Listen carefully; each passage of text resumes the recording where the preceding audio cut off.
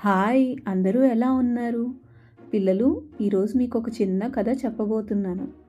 అనగనగా ఒక చిన్న ఊర్లో సురేష్ అనే బాలుడు తన తల్లి, తండ్రి, చెల్లితో కలిసి సంతోషంగా ఉండేవాడు. సురేష్ తన చదువులో చాలా తెలివైనవాడు. కానీ ఎప్పుడూ ఆటల్లోనే ఉండేవాడు. చదివేవాడే కాదు. అతని తల్లి ఎప్పుడూ సురేష్‌కు చదువుపై శ్రద్ధ పెట్టమని చెప్పేది.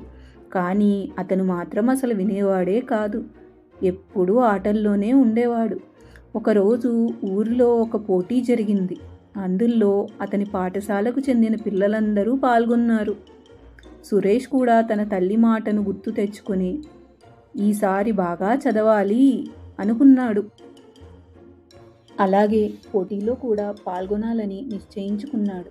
అతను చాలా కష్టపడి చదువుకొని పోటీలో ప్రథమ బహుమతి సాధించాడు. అతని తల్లి చాలా సంతోషించింది. సురేష్ తన తల్లి మాటను పాటించినందుకు అతనికి అద్భుతమైన ఫలితం దొరికిందని సంతోషించాడు. సురేష్ తన తల్లి మాటను విని ఎంతో మేలు జరిగిందని గ్రహించాడు. ఈ కథలో మనం నేర్చుకునే నీతి ఏంటంటే, పెద్దల మాట వింటే మంచి జరుగుతుంది.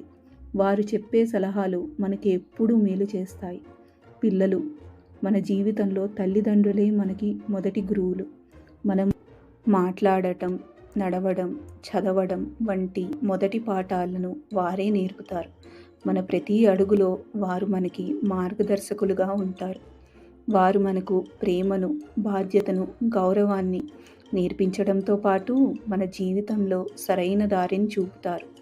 వారిని ఎప్పుడూ గౌరవించాలి మరియు వారి ప్రేమను ఎన్నడూ మరువరాదు. Thank you.